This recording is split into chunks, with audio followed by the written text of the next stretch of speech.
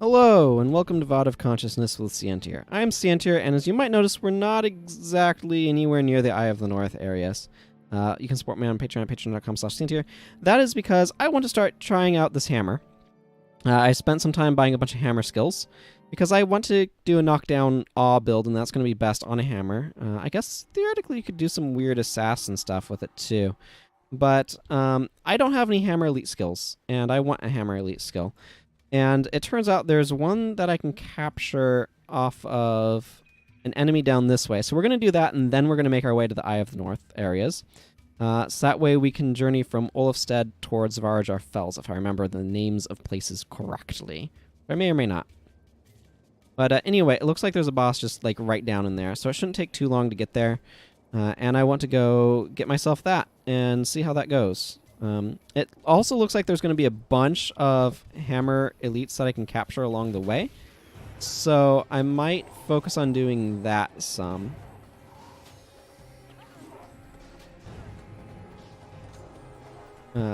So I don't have like an optimal build for trying to do hammer stuff, but I just put something together that hopefully will function. Get back here! Okay, well, whatever. It's interesting seeing the animations that the Paragon uses, because they're so different from warrior animations. I really appreciate that fact, actually, by the way. Okay, so I will... Frankly, I don't remember the name of the boss that I'm looking for. I just remember the area. It was just down here. Probably that overbearing guy, Gabthar, or whatever. I think it's Mage Hunter's Strike or something like that. A lot of the non-elite knockdowns drain all of your adrenaline, which is not what I want to be doing. So...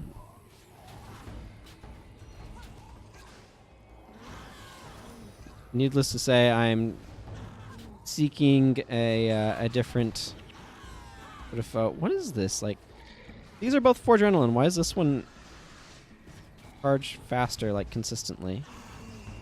I don't know. This is very confusing to me.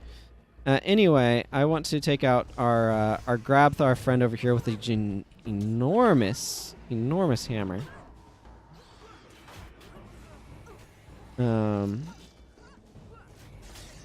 Well, if you could apply weakness to him.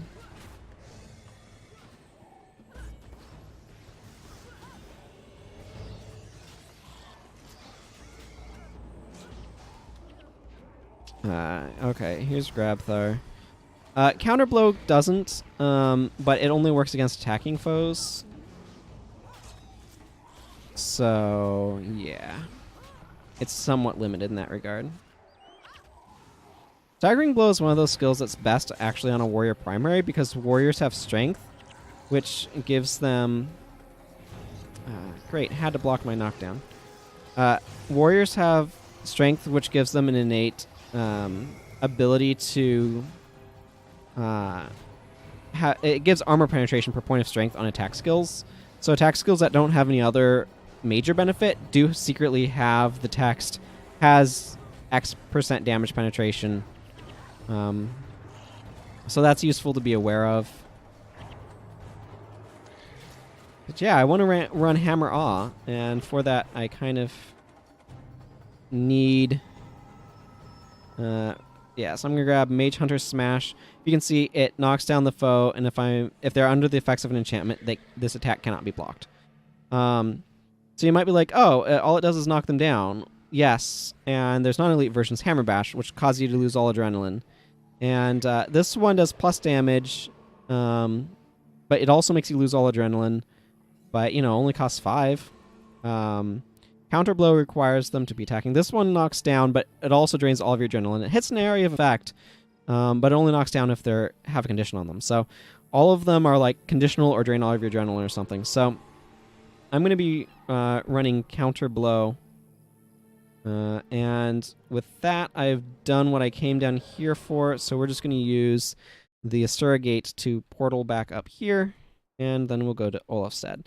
And I'm going to go ahead and mark off that I've gotten Grabthar. So there's a couple of others that I want. There's one that's really good in factions that I'm not going to go grab right now. I could have captured it from the boss that I just killed in Saknoth Valley, the Smell of Titan and the Morning boss from last episode, but obviously that's not going to work. So, and then otherwise, there's a factions one, but there's a bunch that I can just capture off of stuff during specific things in this Eye of the North area here. So, I am going to just bring a Signet of Capture with me so I can't accidentally miss a boss. And for now, we're going to run with Mage Hunter Smash. Probably Pulverizing Smash. Weakness and Deep Wound is nice to be able to apply. And this is pretty nice as well. It gives us energy. Has a fairly low... Actually, I should just run Crude Swing. Let's be honest here. I should just run Crude Swing. It's an area of effect. So yeah. We're going to go ahead and do that. And I'm going to... do I have anything in my inventory that needs to be cleared? Technically, I should get rid of that. Where is the merchant? Over there. And then we will journey out into the wastes, I guess you could say. Whatever. We will journey... Okay, you know what? Yeah, while I'm going through here. While I'm making my way, I should be a Slayer of Nightmares, because that is where we are. Oh, and I customized this if you didn't see. Victo's Maul is a nice general-purpose hammer. It comes from, for those who saw it, Tomb of the Primeval Kings. It's one of the possible drops there. There's not a... I mean, there's a decent variety in hammer skins. There certainly were some other options I was looking at, and I might pursue some of them at some point in time, but frankly, this does all of the things that I care for a hammer to be doing, so there's no reason to not just use it for the time being. I'm going to take a drink of water. Okay. So, freshly hydrated. I'm going to make my way this direction. And we just need to go into the zone right there. Past some of these berserking bison and stuff. Crude Swing has gone through changes over the years. It used to be a lot worse. I think it had minus 40 armor on use at one point. And all sorts of stuff, but... of course, this skill doesn't do anything unless I knock down my foe, which is semi-limited. It actually would not be a bad idea for me to potentially switch that to... Where is it? This one, Fierce Blow, which has effects when hitting... But see, like, I can knock down, theoretically, and then awe. Because this, if it hits a knockdown... Oh, there I have... They're dazed. I'm not sure if these things can be knocked down or not, though. I definitely don't think this is an optimal build right now to try to do. For one thing, I have a Signet of Capture on my bar, which just doesn't do much. Okay, it does get knocked down. It's not like awing a dervish is that useful, though. I mean, it's not useless, but... I don't think I'm really using Go for the Eyes much. I don't know. Like, this is kind of the early stage of build crafting anyway, where I kind of need to figure out what I'm doing. I think I'm getting ambushed by some more berserking minotaurs is what's happening here. Oh, and I still have Pyre doing his thing. I mean, this enemy is probably dazed. It doesn't matter on a warrior either, though.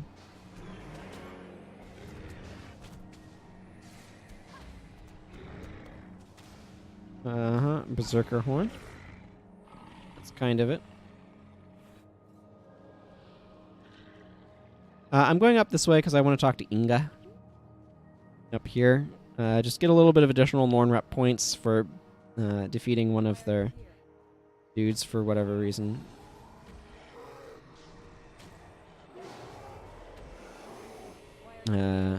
Yep, your reputation with Norn increase. I'm not sure how many you get, but it does give you some additional rep points, so might as well.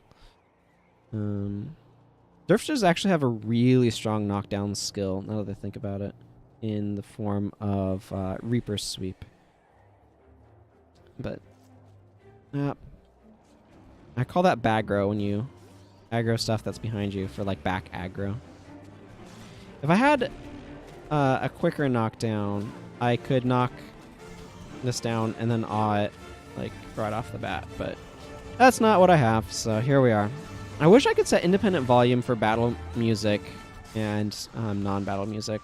I'd make the battle music quieter, because I do know it's louder.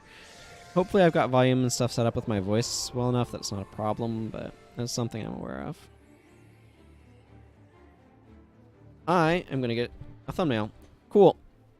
I figured I might as well, as I was running right through here.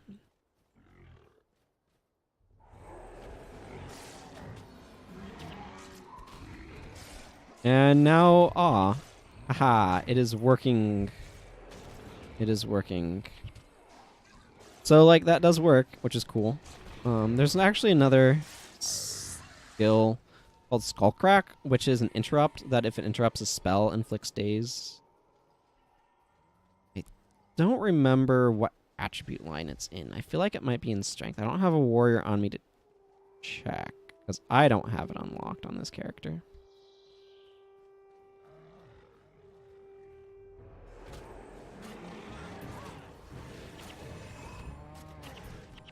I'd actually probably be kind of better off in some regards using something that gains me adrenaline, because this requires a lot to fill. So I make your time? Yeah, that's 30-second recharge though. Not great from that standpoint. I know why. It's kind of awkward because you have a lot. Triggering off of allies is really easy.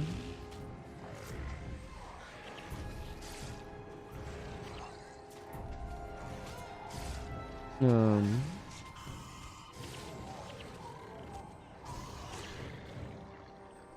don't know. I'm kind of looking through some of my options here for gaining adrenaline. I think make your time is like the best one. I don't know. I definitely don't think I'm really needing to go for the eyes. Jotun are going to be a problem for this build. Ooh, locked chest.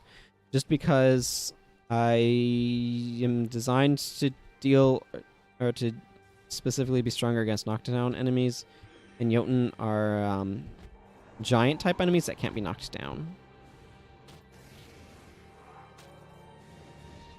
I should probably change Pyre Fierce Shot out for someone else, but whatever. Yes. I keep my lockpick, and I got, ooh, a gold rune. Keeping my lockpick is really nice.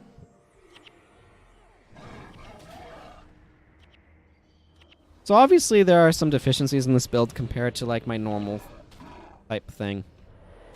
On the other hand, it does have area of effect damage in the form of crude swing. So there's that. Let's see what rune we got here, everyone. Ooh, Survivor's nice. Superior Motivation is not valuable. The skills, yeah, whatever. It's fine, but...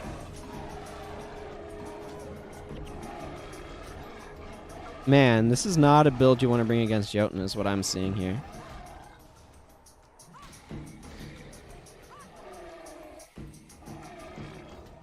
You have a nice gold coin pouch sound, actually, when you...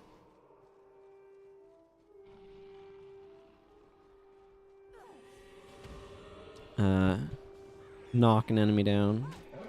Oh, good. Giant Stomp was interrupted. That's really annoying. It's an area of effect knockdown that you've probably seen enough. If I can get to Edda fast enough that I still have adrenaline, I can knock her down right off the bat, and that would be good. Are you hunting something? Norn rep points. Yay. Okay. So now we come into the Verdant Cascades. Is this... Yeah, that's what I thought. So this will continue our quest. But what you'll notice is we no longer have the health benefit from from the Norn thing, and we now see this Purifier crew member, which says, "Gracious, you startled me. I was looking over the plans for a scent-cleaning aromatic. We, sir, have very sensitive noses. It's hard to work here with all the smells from these monsters. Why don't you give us a hand and get rid of them and their stench? We'll even give you a little something to help in that task. Do you agree?" Sure, I was going to do that anyway. I don't work for anyone shorter than my kneecaps. When I was a cub, my grandfather used to light a flame under a Moe's bird's feet and watch it squawk. If we don't get moving soon, I'll introduce you to him. Ah, Sapphire gets impatient. Okay, so we need to travel through this area over to there. There's a bunch of stuff in this zone. Apparently some more Jotun, which I'm unexcited about. I don't really have anything good to put on right now. I need to get the first rank in the Asuran title track to have anything useful to put on there. There is an Asuran title track, of course, which we just got the thing to help us get. It's like not 2. So, like, there are 4 faction lines.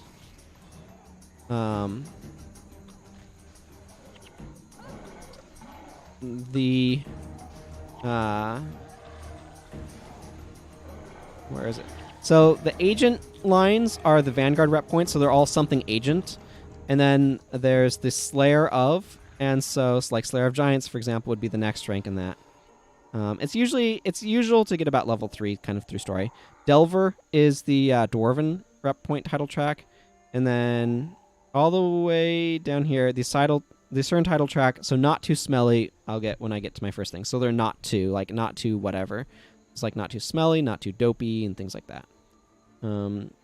Let's see. I'm not sure I quite understand the geography of this area. Wind Riders, by the way, infest this area. They're mesmers, usually illusion magic. They love to spam degen hexes, so they're very annoying from that standpoint. You can fight through degeneration hexes, of course. It's not a huge deal, but it's kind of annoying nonetheless. It's really cool seeing this area. Been a long time since I've been through here. There is a mesmer boss on that bridge full of Wind Riders. So definitely, I think for shutting down casters, the spear build is better. The spear mesmer build, epidemic. Of course, I could always throw epidemic on one of my other characters, so you know that's a deal withable consideration, as it were. This build is very bad against this, in the sense that soothing images prevents you from gaining adrenaline.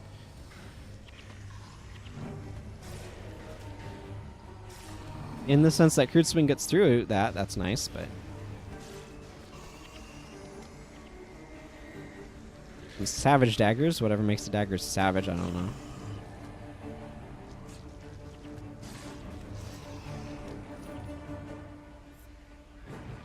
Soothing images is making the little butterfly flower things around me. There's also a bunch of skelk, which I believe show up in the sequel as well. I don't remember the geography of this area because it's been a freaking long time since I've been through here. A lot of these skelk are assassin necro type stuff,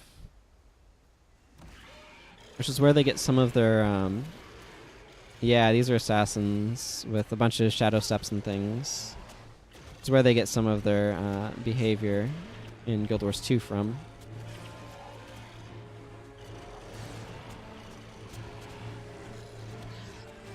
Maybe, yeah, I should change out when I next can configure my party. I should change up what's going on with it.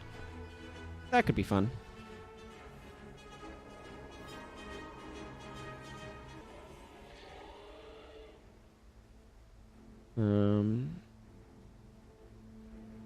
So, my goal today is, I believe it's an outpost here, so my goal is to get to that outpost. That's what I'm trying to get.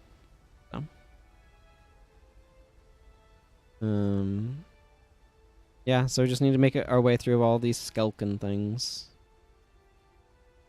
These ones are warriors, if I remember correctly. Oh, nope, they're monks. Excuse me. I don't know why I thought there were warriors, but apparently they're not.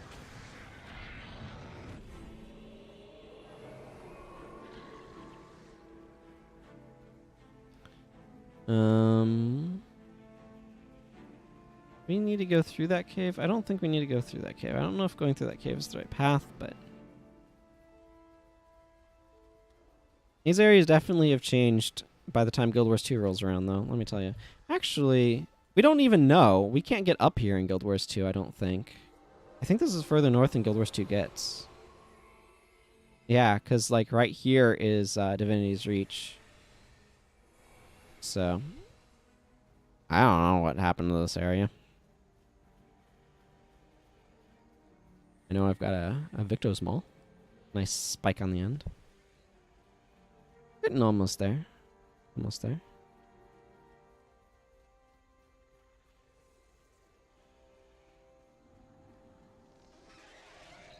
And then here's kind of a mixed group of Skelk.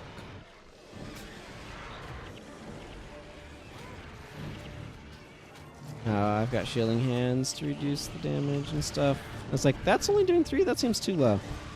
Turns out it's because I had a bunch of stuff on me to make it low. So, go figure.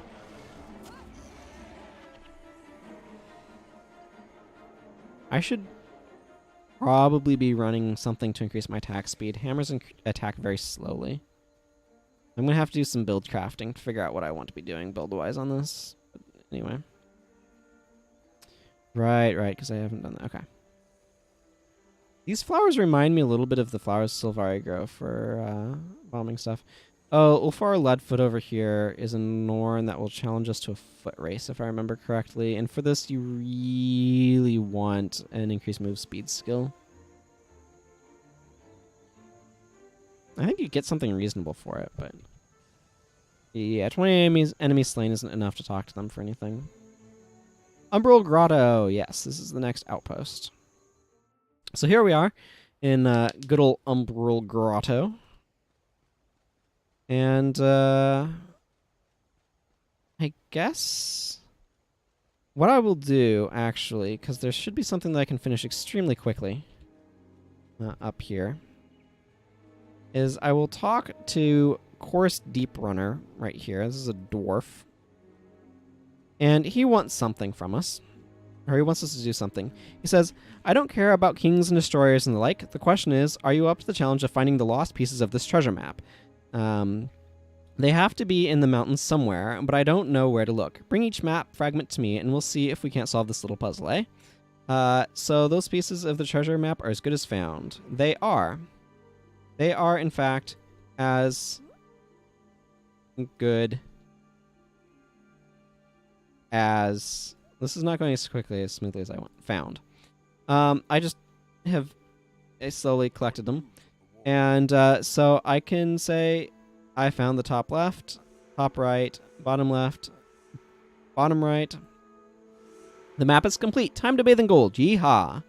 So he gives us a lot of experience and a lot of dwarf rep points for that quest. Drunken Master is interesting. It increases your movement and attack speeds by a little bit. And if you're drunk while activating it, it's a much stronger effect. You'll also notice it lasts for freaking ever. So from that standpoint, it's extremely strong. This is a special dungeon that, if I'm not mistaken, is an area full of snowmen and stuff. So it's really an interesting dungeon. I'll probably do it later. I'm not going to do it right now. But I wanted to do that quest while I was here. So until next time, everyone, take care and bye-bye.